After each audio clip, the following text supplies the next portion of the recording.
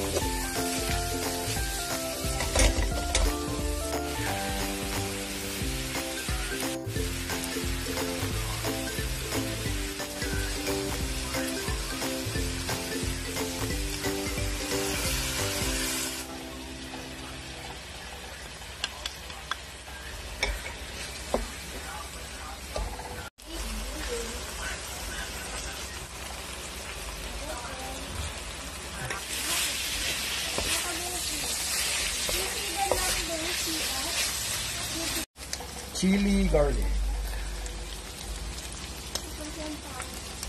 So ayan guys, luto na ang ating chicken pastil. Time to serve. Ayan guys, so tapos na ang ating chicken pastil. Nakita ko to kila Dave at saka kila Opa at saka sa Quiapo. So ito na po siya guys, ang aming own version ng chicken pastil. At syempre, Pinoy tayo, nilagyan ko na ang chicharon para mas masarap. So ito yung maanghang, ito yung hindi maanghang. At syempre yung pinaglagaan namin kanina na natira ng mga buto-buto, hindi na sayang dahil pinirito ko po. Ayan. So enjoy tayo guys sa ating chicken pastil. Kain na na!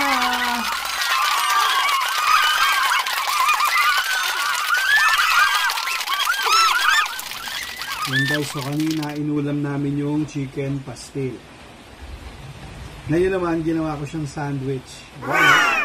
May cheese, may egg, nilagyan ko ng QP, ayan, at saka merong barbecue sauce.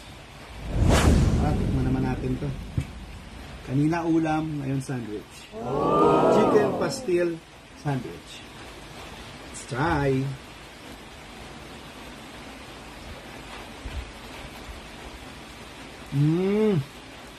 Sabi ko na, tama na sa isip ko. Sarap. Cheers!